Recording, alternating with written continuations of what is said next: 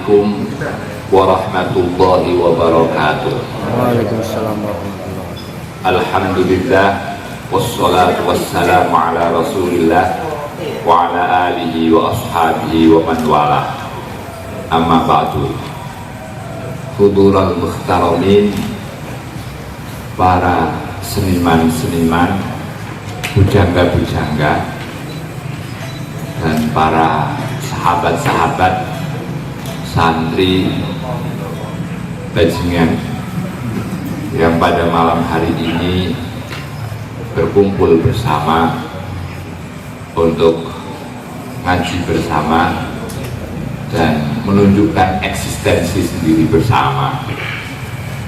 Pada malam hari ini saya akan memulai sebagaimana permintaan panjenengan sedoyo untuk mengkaji ilmu kalam, teologi atau ilmu tauhid. Dalam bahasa pesantren, teologi itu disebut ilmu kalam karena perbedaan-perbedaan ulama itu kebanyakan pada masalah kalamullah. Kenapa disebut ilmu tauhid? Karena intinya dari kajian ilmu atau fan ini adalah mengesahkan Allah atau mentauhidkan Allah. Kalau dalam term dunia akademisi saya tidak tahu. Nah, kitab ini fi idhahil aqidah al-islamiyah, di dalam menjelaskan akidah Islamnya, apa yang harus diyakini oleh seorang muslim sehingga dia sebagai seorang muslim.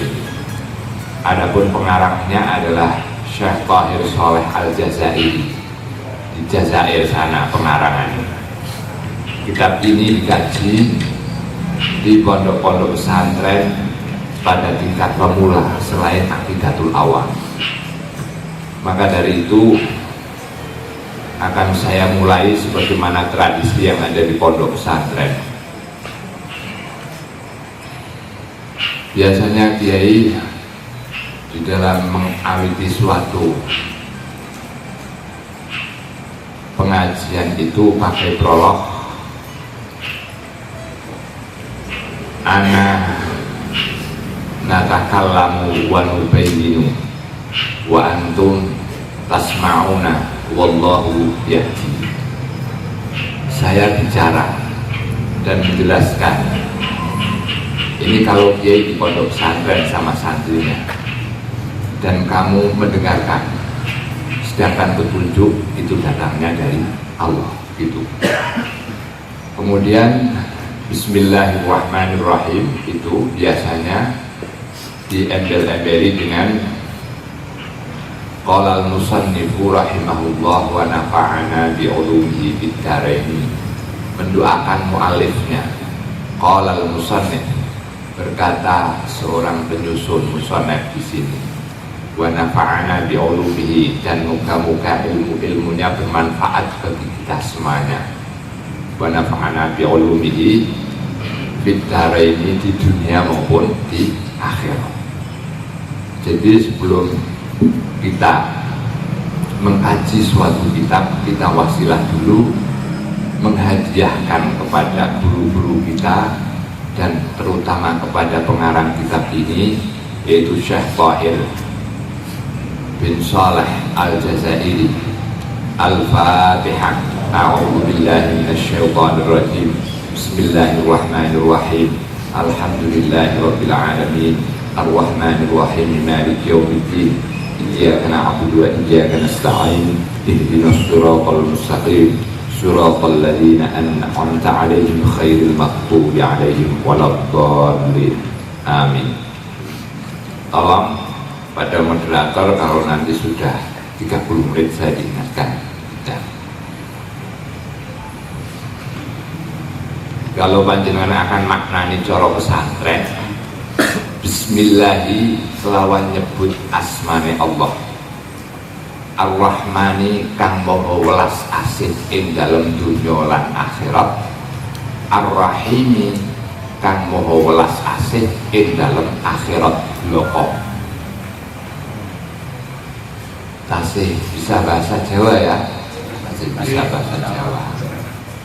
Nah, u'alifu biasanya gitu, atas nama Allah yang Maha Rahman, Maha Rahim. Ngapain kamu? Saya menyusun kitab ini. Jadi bak di situ huruf jar ada ta'alluqnya, ada hubungannya. Ketika panjenengan naik sepeda, Bismillahirrahmanirrahim, atas nama Allah yang Maha Pengasih dan Maha Penyayang, bahasa Indonesianya, saya naik sepeda. Gitu. Kita akan makan Bismillahirrahmanirrahim, menyebut asma Allah yang Maha Rahman Rahim, saya makan. Gitu. Nah, itu bak di situ. Lah Ar-Rahman di sini dimaknai oleh guru-guru kita dengan welas asih ing dalam dunia lan akhirat. Dalam bahasa Arabnya ini mubalaghah. Mubalaghah itu superlatif, yang maha belas kasih di dunia dan di akhirat. Tidak ada yang maha belas kasih di dunia dan akhirat kecuali itu pencipta, yaitu Allah Subhanahu wa Ta'ala. Oleh karena itu, orang tidak boleh diberi nama Ar-Rahman. Orang itu haram, dari jeneng wong itu Ar-Rahman haram. Sebaiknya dan paling baik nama-nama itu Ar-Rahman, depannya dikasih Abdur Rahman, itu Abdur Rahman. Jadi gak ada orang yang namanya Rahman itu haram. Itu sepakat para ulama demikian. Tapi kalau Ar-Rahim itu belas kasih di dunia, belas kasih di dunia. Asal akar katanya sama, yaitu Rohmim, Rahman. Di situ Rahim juga Rohmim. Akan tetapi kalau di dalam Rahman itu ada tambahannya nun, sedangkan ya pada Rahim itu hanya sebagai tasarrufat saja. Artinya suatu keniscayaan di dalam mentasrif, mencari akar kata isim fa'il, ya, isim fa'il.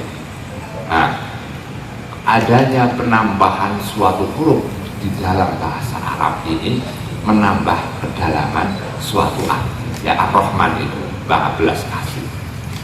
Maha belas kasih. Kalau di dunia itu orang-orang yang beriman kepada Allah tetap diberi makan dan bahkan lebih kaya dan lebih enak daripada orang-orang mukmin. Karena apa? Karena di hadapan Allah dan di sisi Allah bahwa dunia ini harganya tidak lebih dari harganya sayap-sayap nyamuk. Itu. Andai kata harga dunia ini melebihi sayap nyamuk, maka orang-orang yang kafir itu tidak akan diberi makan oleh Allah, tidak akan diberi kekayaan oleh Allah. Karena di dalam suatu hadis bahwa Allah kenapa memberikan makanan pada dan kenikmatan kepada orang kafir, orang yang ingkar padanya, ya karena dunia di sisi Allah itu tidak ada artinya sama sekali. Itu Rahman. Nah, kemudian Rahim. Rahim ini hanya diberikan oleh Allah kepada hamba-hambanya yang mukmin kelak nanti di akhirat. Gitu. Alhamdulillah utawi sekabehane puji kang patang perkara, yaiku puji qadim ala qadim, puji qadim ala kudus, puji kudus ala qadim, puji kudus ala kudus. Disinilah para ulama-ulama mengharamkan penerjemahan Al-Quran, karena pada dasarnya yang namanya bahasa itu tidak bisa diterjemahkan. Tapi kalau ditafsirkan bisa, diterjemahkan tidak bisa. Di dalam kosa bahasa Indonesia tidak ada al. Al di sini kalau di dalam bahasa Arab itu bil istighraq, untuk menghabiskan dan mencakup semua macam pujian. Nah, pujian itu ada berapa? Ada 4. Pujinya Allah pada Allah, ujinya Allah kepada makhluk Allah yang taat yang baik, ujinya manusia pada manusia, ujinya manusia pada Allah.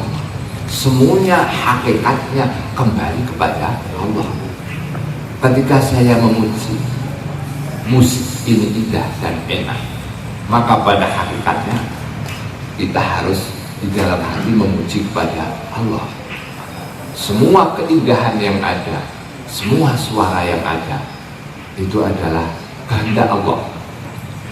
Nah, disinilah alhamdulillah itu maknanya dalam bahasa Jawanya sekabehane puji kang patang perkara.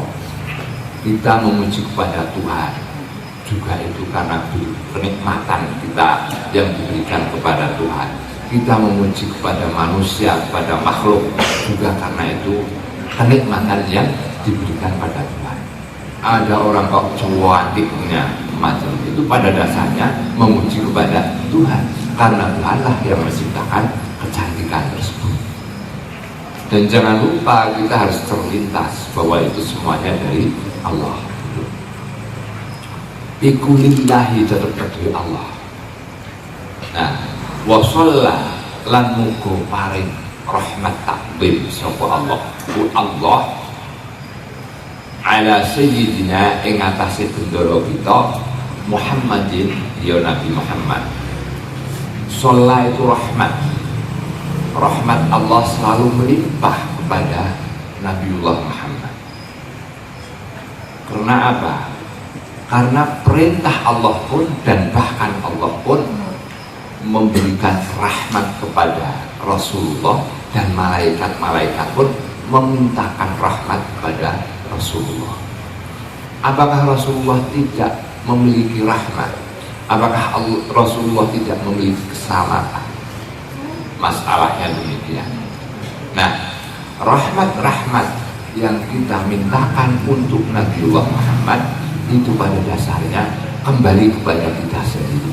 Man shalla alayya wahidatan, ya, siapa yang membaca sholawat saya 1 kali maka akan dibalas 10 kali doa dari para malaikat.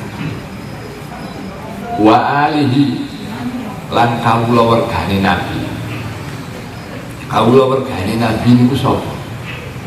Enten sing ngendikan Bani Hasyim, enten sing ngendikan wabeh wong Islam itu keluargane Nabiullah Muhammad. Nah gitu. Kalau Syekh Al-Qani itu lebih cenderung kepada bahwa Ali itu adalah semua mukmin. Kita adalah keluarga Nabi. Sebab Nabi itu adalah Abu Ruh, sebagaimana Ummul Mukminin, istri-istri Nabi itu adalah ibu kita, Ummul Mukminin. Orang tidak boleh menikahi ibunya, sebagaimana Sayyidatina Aisyah, Sayyidatina yang masih hidup-hidup setelah Nabiullah itu wafat, maka tidak boleh ada siapapun yang menikah beliau, karena hukumnya beliau adalah ibu kita. Ibu kita nikah kalau ibunya orang itu. Nah, wasahbihi dan sahabatnya Nabi. Sahabatnya Nabi ini adul, semuanya adil, sebab di bawah pengawasan Nabiullah Muhammad.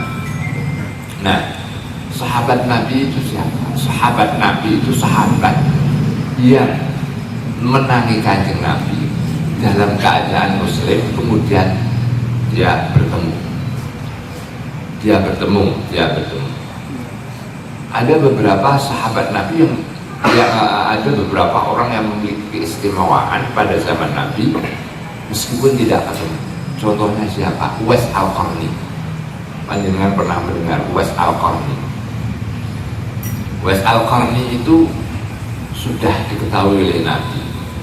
Umar, Ali, mengko aku nak wis mati, boleh ana wong sing jenenge Uwais Al-Qarni. Pada Nabi sudah ada. Ternyata setiap haji Sayyidina Umar, Sayyidina Ali selalu musim haji selalu mengatakan, wahai mana yang namanya Uwais Al-Qarni, mana yang namanya Uwais Al-Qarni.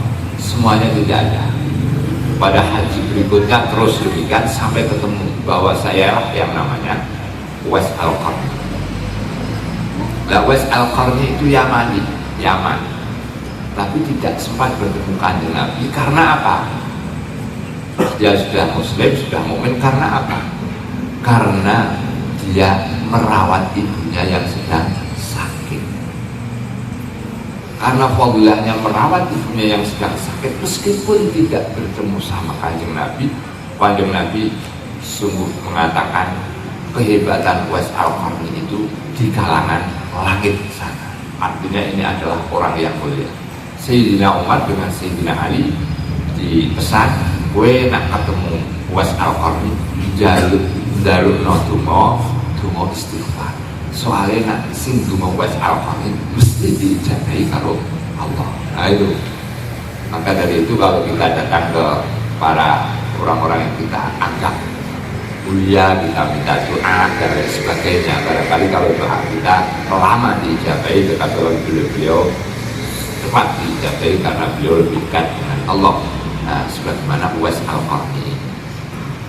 Uwais Al-Qarni itu ciri-cirinya di tangannya di sini ada gelangnya gitu, dan disipati demikian dan lain sebagainya. Nah, itu juga sahabat atau tidak, ada yang mengatakan sahabat, ada yang mengatakan tidak. Wassalama, salama itu orang banyak mengartikan keselamatan. Apakah Nabi tidak selamat sehingga itu akan selamat? Itu hanya tahap tidak. Kalau kita Nabi Isa disebut juru selamat, manusia tidak mampu apa-apa. Yang menyelamatkan adalah Allah. Sampai Nabiullah Muhammad yang demikian, orang yang paling takwa pun masih didoakan selamat. Andai kata tidak ada demikian, niscaya kita akan menyembah Nabi Muhammad itu karena performanya, warna macam-macamnya, sehingga suatu saat orang yang tidak tahu itu nanti akan menganggap bahwa Nabiullah Muhammad itu Tuhan. Tapi kita diingatkan oleh Allah, Sallu alaihi wa sallimu taslima. Kita disuruh mendoakan kanjeng Nabi. Jadi antaranya itu jangan sampai nabinya Allah itu diangkat sebagai Tuhan. Gitu. Selamat. Ada satu penafsiran bahwa salam di sini adalah penambahan pendengaran kalam Allah. Kalam Allah. Semakin lama semakin dekat dengan Allah, melihat dan mendengar kalam Allah. Sayyidina Musa alaihissalam ketika baru saja turun dari Turi Sina, ketika dia bermunajat kepada Allah dan diberi kalam Allah, dalam 2 tahun telinganya itu dibuntu. Karena apa? Karena setelah mendengar kalam Allah, mendengar suara manusia itu kayak suara anjing gitu, gonggong yang pokok gitu. Karena nikmatnya mendengar kalam Allah tersebut, maka Nabiullah Musa sangat susah sekali setelah turun dari Turi Sina itu mendengarkan suara manusia, mendengarkan suara-suara yang lain, karena nikmatnya untuk mendengar kalam Allah. Wassalama itu, dan moga-moga, ada yang mengartikan ulama, moga-moga Allah menambahi pendengaran Rasul kanjeng Nabi ini pada kalam-kalam Allah. Ini ada yang mengatakan ya. Wa ba'du lan ing dalam sakwise kang sinebut minal basmalah wal hamdalah wassalawah. Ulama itu kalau bicara tidak lepas dari hamdalah dan sholawat. Bismillah juga. Ini mengamalkan hadis Kulu amrin dibalin layu da'u bi bismillah bahwa abtah. Siapa orang yang melakukan kebaikan tidak diawali dengan bismillah, maka bagikan kucing yang tidak punya, gampangannya kucing hewan yang tidak punya buntut, Kalau kucing masih bisa berjalan, kalau ikan tidak punya buntut, dia tidak bisa berenang gitu. Nah, pasti itu maka hamdalah, maka bismillah. Ada hadis yang perlu amrin dibaliknya yudha'u bil hamdalati bahwa abdah. Bilhamdulillah bahwa abdah. Setiap perbuatan baik yang tidak diawali dengan alhamdulillah, maka perbuatan baik itu bagaikan hewan yang tidak memiliki ekor, artinya tidak sempurna. Jadi untuk memulai suatu kebaikan itu tidak harus pakai bismillah. Kita memulai makan dengan alhamdulillah, itu ada hadis. Bahkan dalam suatu hadis, ulu amrin dibalik lain ga'u bidikrillah, pokoknya zikir pada Allah. Akan makan kita membaca subhanallah, itu juga sudah melakukan kesunahan Nabiullah Muhammad SAW. Itu mesti demikian. Ada bismillah, ada alhamdulillah. Orang kita orang bismillah, orang alhamdulillah, orang sholawat, kita orang mutabar. Nah, fahadihi mongko utawi iki yang hadir ini, iku risalatun risalah. Risalah itu dalam pengertian bahasa Arab tulisan yang kecil tapi mengandung makna yang banyak. Risalah, suatu ringkasan, suatu kitab. Biasanya kalau tidak kitab ini, kitab semakin kecil itu semakin sulit. Kitab semakin besar itu semakin mudah. Karena apa? Karena yang besar itu sudah ada penjelasan-penjelasannya. Kalau kitab yang kecil belum ada penjelasan-penjelasannya. Belum. Mustamilatun kang mengku, tahu mengku, mengandung, nah mengandung. Alal masaili ing atase biro-biro masalah. Al-muhimmati kang genti, tahu bahasa genti itu penting dalam bahasa Jawanya genti. Fi ilmil kalami ing dalem nerangake fan ilmu kalam. Nah, ilmu kalam. Qoribatul makhadhi kang parek pengalapane. Parek pengalapane itu ya masih dakar-dakar saja lah, gitu. Kira-kira demikian. Tidak terlalu dalam di dalam menulis saya di sini, tidak terlalu dalam. Lil afhami maring piro-piro pemahaman. Jadi mudah untuk dipaham, tidak kita harus berpikir jelimet. Wa ja'al tuhalan dari ati sapa ingsun arisalah itu risalah itu. Ala tariq suali ing atase dalan pitakon wal jawab bilan jawab. Jadi metodologi di dalam kitab ini adalah metodologi tanya jawab. Wa tasahal tulan gampangake sapa ingsun fi ibaratnya ing dalem ibarate risalah. Ibarat itu dia tembung, yang dalam tembung kata-kata. Kalau di tembungannya risalah, tashilan untuk apa kok? Tasahal ibarat tashilan krono gampangake. Itu lagi mari piro-piro santri. Tulabul itu tolakul ilmi fariwatun ala kulli muslimin wal muslimah wa muslimatin. Nah, tulab itu jamaknya talibul, piro-piro wong kang golek ilmu. Nah, piro-piro wong kang golek ilmu. Nah, kalau di dalam bahasa ustunnya podwae toliban. Kalau dalam bahasa Arabnya toliban. Jadi toliban itu adalah kelompok santri-santri dan kelompok guru-guru madrasah dan kelompok kiai-kiai, bukan teroris. Saya sudah pernah ketemu sama menteri luar negerinya, menteri dalam negerinya, menteri pendidikannya, dan menteri angkatan bersenjatanya. Mereka itu madhabnya madhab Hanafiyah. Madhab Hanafiyah itu lebih toleran daripada madhab Syafi'iyah kalau dilihat dari pergaulan sehari-hari. Kalau panjenengan membaca fikihnya Hanafiyah dan membaca apa itu tentang takfiri. Ana wong muni aku kafir, ora percaya karo Gusti Allah, tapi nyatanya dia melakukan sholat. Menurut Imam Hanafi itu tidak dilabeli sebagai kufur. Tapi kalau menurut imam yang lain kufur itu, gitu. Jadi lebih toleran. Lah kenapa dia kayak demikian? Ya itu nanti suatu kajian tertentu. Nah, Sudahlah itu kok ngomong kayak kuwi. Nah, jadi Taliban itu sangka tolak itu meh koyo tulak, tapi nek ing bahasa ustul Taliban itu makna bahasa Arabnya itu tulak ini yang dimaksud. Al-muqaddimah utawi iki muqaddimah. Dalam sistematika pengarangan suatu kitab itu ada khutbatun nikah, ada muqaddimah. Khutbatun nikah, khutbatul kitab, khutbatun nikah.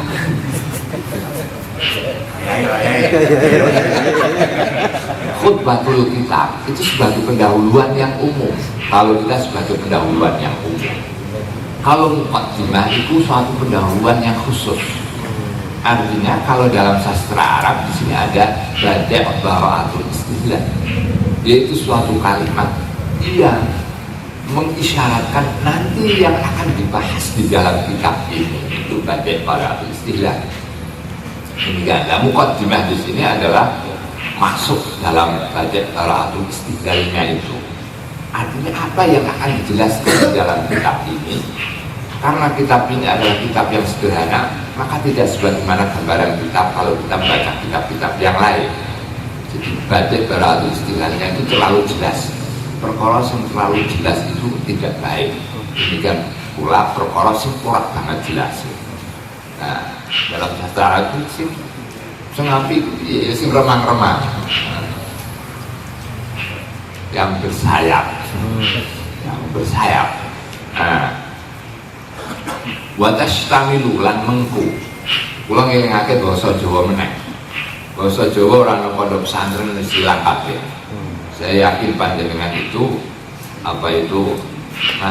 berbicara bahasa apa native language atau modern language itu kalau di Gudang. Native language kalau dulu saya pernah belajar bahasa Inggris itu bahasa Jawa kan, bahasa Jawa.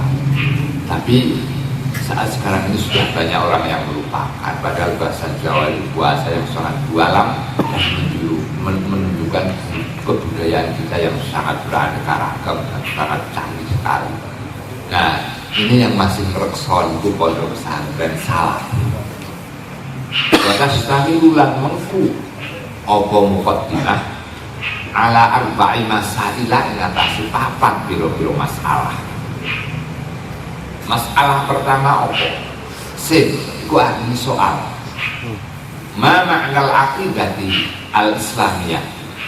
Ma iku apa?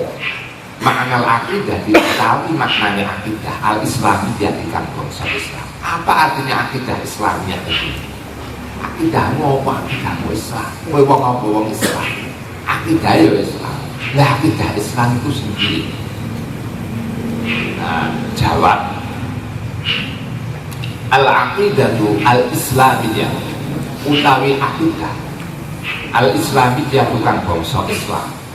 Iya akidah al-islamiyah iku al-umuru piro-piro perkara alatika ya tapi akan nekotake ing umur sapa ahli Islam ai yajimuna tegese padha mantepi sapa ahlul Islam isi hadiah lawan saya akidah Islamiyah itu apa?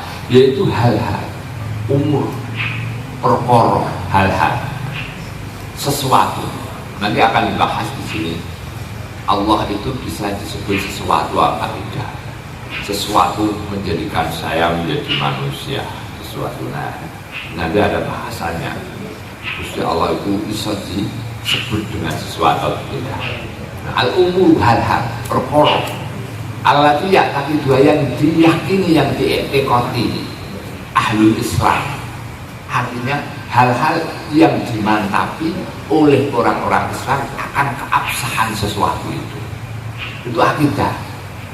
Nah, akidah bahwa umpamanya gampangannya nak iki bosone akidah sambel itu pedes, nak panjenengan yakin itu bisa disebut akidah dan zimun. Tapi engkau pi akidah sing wajib, sing kanggo wong Islam, sing kudu. Nah, kalau sekedar kata-kata akidah itu apa yang diyakini, itu dalam bahasa Arab. Akoda itu